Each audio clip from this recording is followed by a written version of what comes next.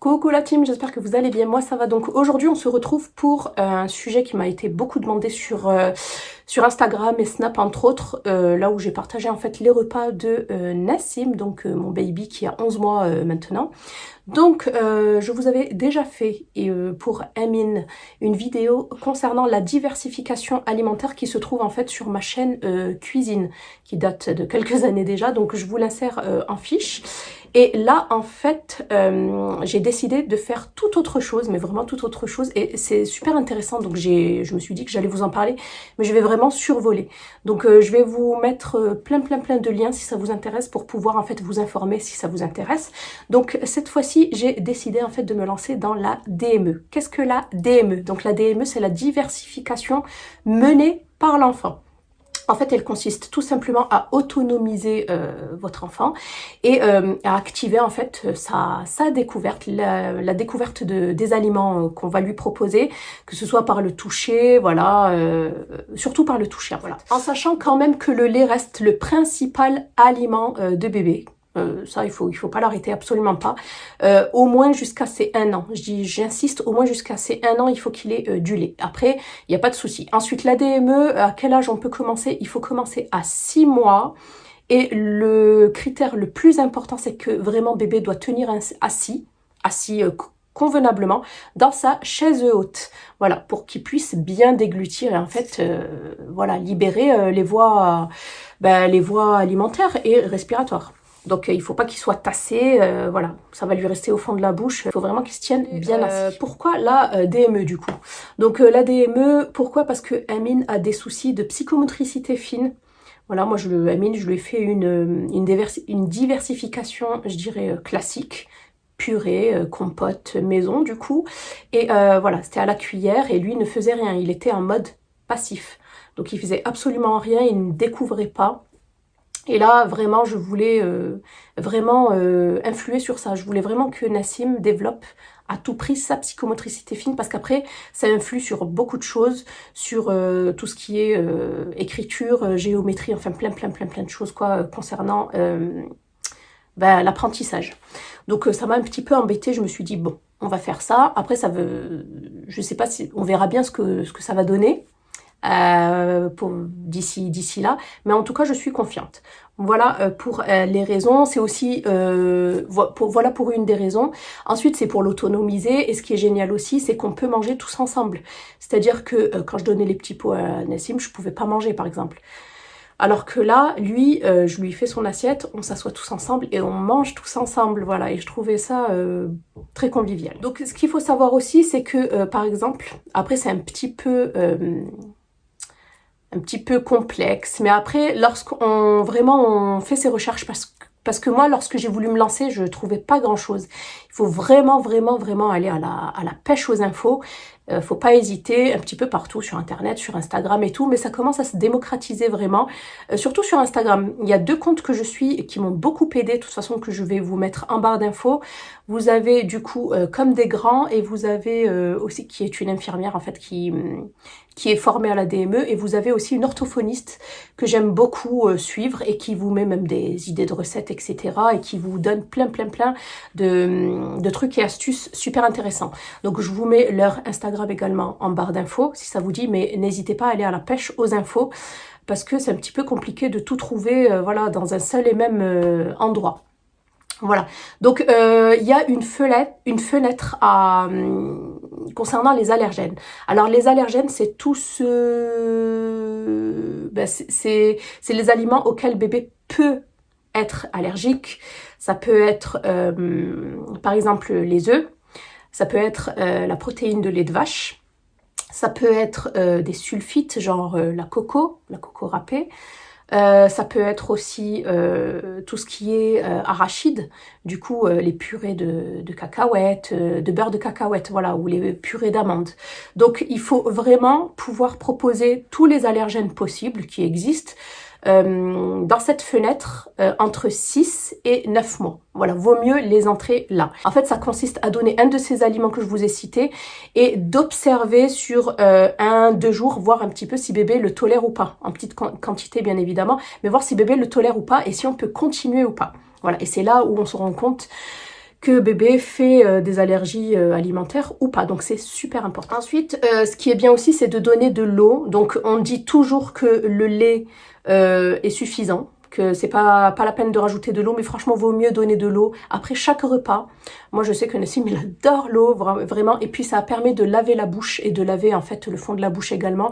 Et puis s'il lui reste quelque chose coincé ou quoi, on ne sait jamais, ben, ça permet de tout faire descendre dans l'estomac. De toute façon moi je lui donne souvent une petite tétée plaisir à la fin du repas, comme ça au moins je suis tranquille. Pour commencer la DME, ce qui est super important, c'est de donner dans un premier temps 2-3 aliments par assiette. De toute façon je vais vous mettre des petites idées, ou de toute façon je vous mets des photos des repas que je donne à Nassim tout simplement. Donc ce qui est important, c'est de donner des aliments crus ou cuits, mais à texture fondante. Il faut que lorsqu'on appuie en fait avec les doigts, ça fonde et que ça s'écrase sous nos doigts. Donc ça, c'est le premier indicateur. Ensuite, deuxième indicateur, il faut que ça soit aussi large qu'un bâton de colle et aussi long que notre petit doigt, qui puisse en fait l'agripper. Et pour certains aliments, il faut absolument laisser un petit peu de, comment dire, de peau, sinon ben, ça glisse. Par exemple, la poire. La poire, c'est un petit peu compliqué, ou le kiwi aussi à attraper pour bébé, sans que ça glisse, donc n'hésitez pas à laisser un petit peu de peau. De toute façon, il ne va pas la manger, hein, ça reste. Et enlever à chaque fois les petits, le dessus et le dessous. Voilà, pour qu'il puisse grignoter. Ensuite, donc la largeur et la longueur, voilà. Et puis au niveau des textures, comme je vous ai dit, fondantes. Alors bébé n'a pas besoin d'avoir des dents pour pouvoir manger, parce que les gencives sont exactement sont puissantes en fait, et sont presque comme des dents. Donc c'est très puissant, donc ne vous inquiétez pas. Vous pouvez commencer par exemple comme moi pour Nassim avec de la banane. Donc vous coupez une banane en deux, vous gardez la peau et vous enlevez juste un tout petit peu de peau au-dessus, et ça va permettre d'agripper à bébé. Ça va permettre à bébé de bien agripper la banane et de croquer le dessus. Et à chaque fois, vous enlevez. Et moi, je sais que là, maintenant, ça fait 2 mois, ou ouais, ça fait 3 mois maintenant qu'on est vraiment dans la DME pure et dure. Et franchement, il adore, et je lui donne, moi, c'est bon, c'est devenu un expert Nassim. Il arrive même à attraper les petits bouts de je sais pas moi, d'haricots verts, ou les petites pâtes. Donc c'est bon. En fait, on commence crescendo par des gros morceaux pour arriver à des petits morceaux. Par quoi commencer? Vous pouvez commencer au niveau des fruits, par de la banane. Du kiwi, de la pomme. Par contre, attention, la pomme, il faut qu'elle soit cuite, donc à la vapeur ou au four. De la poire, donc la poire, vous pouvez la laisser crue, mais il faut vraiment qu'elle soit vraiment très très mûre. Voilà, clémentine, faut faire attention, parce que je trouve que c'est quand même un petit peu petit, plutôt laisser pour le mode expert. Orange, pourquoi pas, un quartier d'orange. Toujours sous la surveillance des parents, bien évidemment. Ne vous inquiétez pas, moi au début ça m'a fait super peur. En fait, vous avez l'impression que bébé s'étouffe, et il fait comme, vous voyez, comme s'il s'étouffait. Une réaction de panique, mais en fait ne vous inquiétez pas, c'est que bébé arrive à régurgiter ce qu'il a avalé, ou parce que c'était un gros morceau, ou parce qu'il a avalé sans faire exprès. Il arrive à régurgiter, donc ne commencez pas à vous affoler, à lui taper dans le dos, etc. Laissez-le faire. Et moi j'ai été vraiment choquée la première fois, c'est vraiment choquant. Mais vraiment ne vous inquiétez pas, attendez de bien voir, n'hésitez pas à aller voir des vidéos sur YouTube, il y en a. Et ne vous inquiétez pas, regardez, c'est pour ça que je vous dis restez bien à côté de bébé quand il mange, surveillez-le bien. Et quand il fait ce mouvement de régurgitation, moi je sais qu'au début, j'étais là, je regardais, et je commençais à m'affoler, je commençais à lui taper dans le dos. Non, en fait il arrive à régurgiter ce qu'il a avalé et à le recroquer pour l'avaler. Donc voilà, au début c'est très spectaculaire, mais après on s'y fait en fait. Donc ça, je voulais absolument vous en parler, parce que c'est vrai que si vous vous lancez et que ça peut choquer, donc vous inquiétez pas, les bébés sont très intelligents. Bon après, on n'est pas à l'abri malheureusement qu'il y ait un morceau qui parte de travers, mais c'est pour ça que si vraiment c'est fondant, la texture est fondante, normalement il n'y a pas de souci. Ensuite, au niveau quantité, il n'y a pas de quantité requise. En fait, bébé va est autonome et va manger ce qu'il veut. Après, à partir d'un moment, vous allez trouver pas mal de choses dans sa chaise haute, par terre. Donc, vous pouvez lui redonner encore, et si vous voyez qu'il en veut plus, c'est qu'il en veut plus. C'est lui qui est maître de sa propre faim, en fait. C'est lui qui gère. Donc ça, j'ai trouvé aussi ça super bien parce que plutôt que de le gaver, je me suis dit, bah, c'est génial, il va s'auto-gérer. Et c'est vrai qu'il y a, on peut avoir des inquiétudes en se disant, oui, mais est-ce que bébé mange assez? De toute façon, il a son lait, son complément de lait. Donc en fait, si vous voulez, c'est pas le lait qui est le complément, c'est vraiment l'alimentation solide qui est le complément. Donc il n'y a pas de souci à se faire normalement. Et puis si il continue à prendre du poids et que sa courbe est bien, donc il n'y a pas de souci à se faire. Ensuite, est-ce qu'on peut en fait introduire tout ce qui est épices, tout ce qui est sel, sucre, huile, alors pas de sucre et pas de sel. Pour les bébés, ils en ont pas besoin. Je crois que vous pouvez leur donner ça bien après, je veux pas dire de bêtises, après 1 an ou voire après 2 ans. Mais là, pour le moment, ils en ont pas besoin.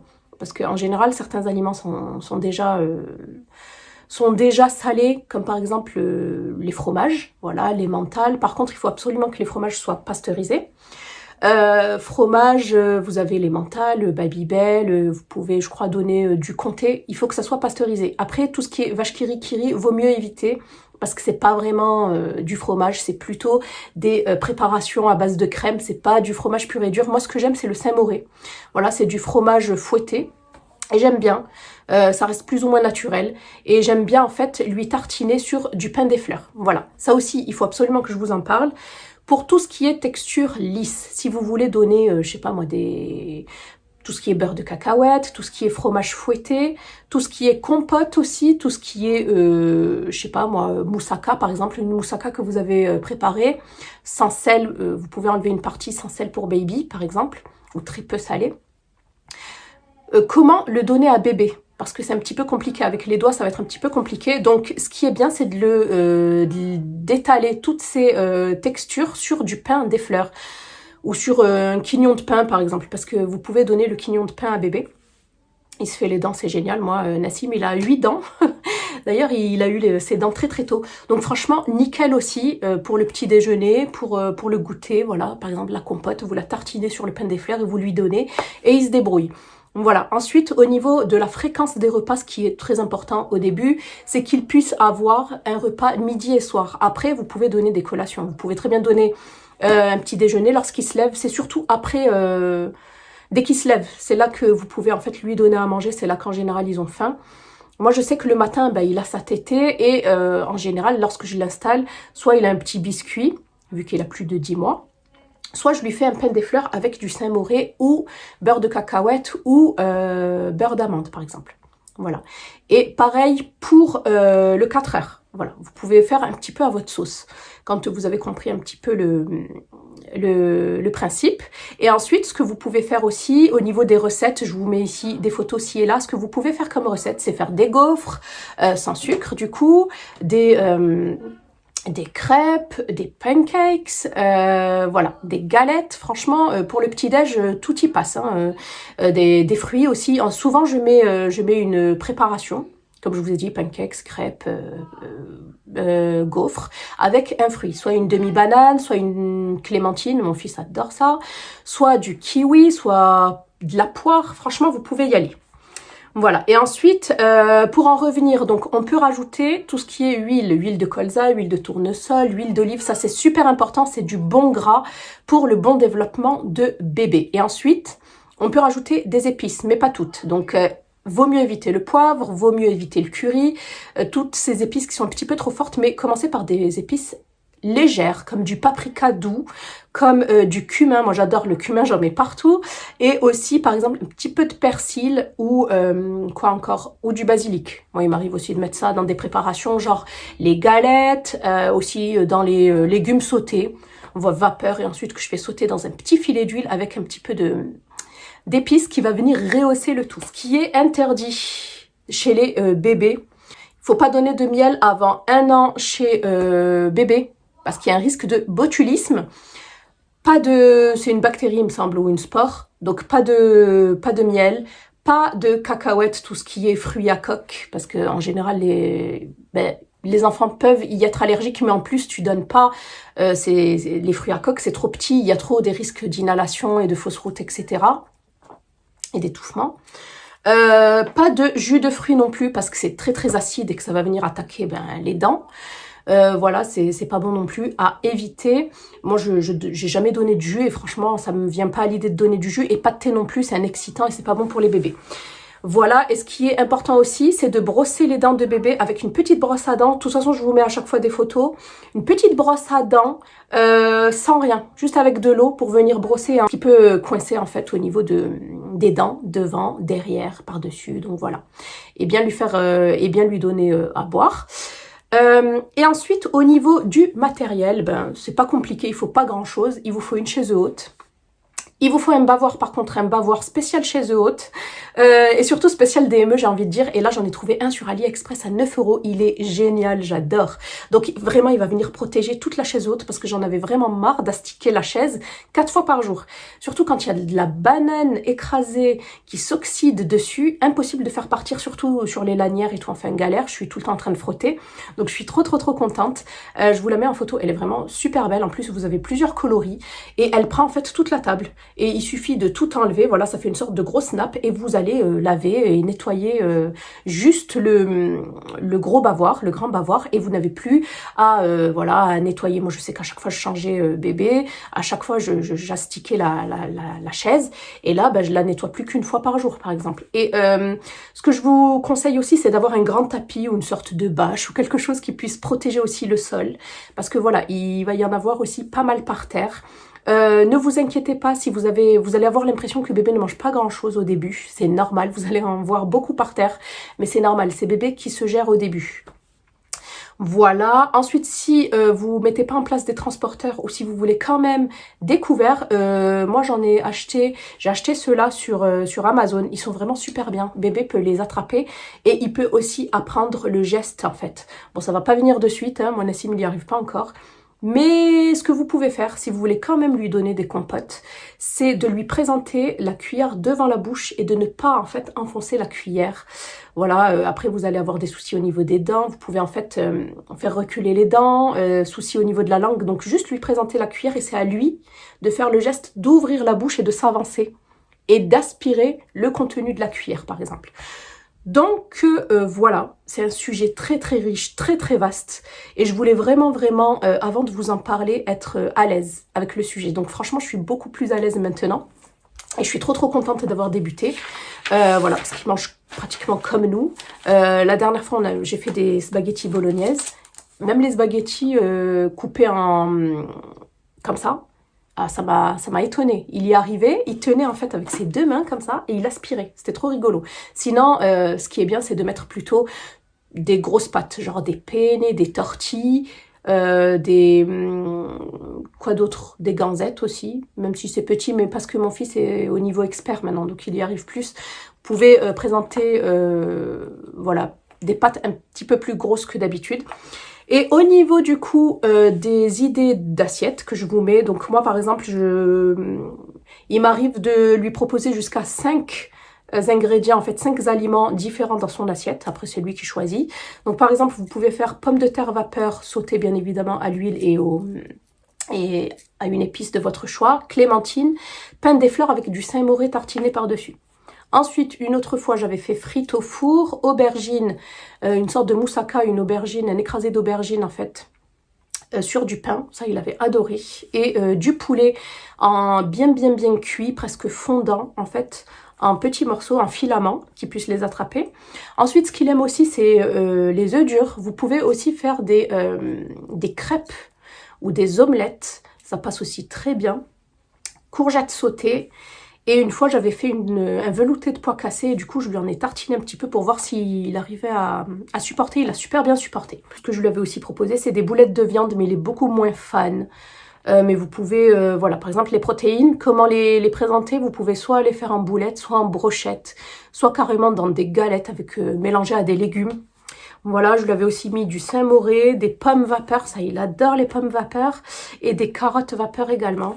Donc voilà, vous pouvez très bien, mais bien fondantes, hein, les carottes, faites attention. Il faut vraiment que sous vos doigts, tous les aliments soient fondants et pas croquants. Voilà pour ce sujet qui me tenait à cœur. Donc n'hésitez pas à me dire si vous aussi vous vous êtes lancé dans la DME. N'hésitez pas à me faire un petit retour d'expérience. J'espère que cette vidéo vraiment vous servira. elle est faite pour ça, hein. Donc voilà, je vous fais plein de bisous et je vous dis à bientôt dans une prochaine vidéo. N'hésitez pas à vous abonner et à liker la vidéo.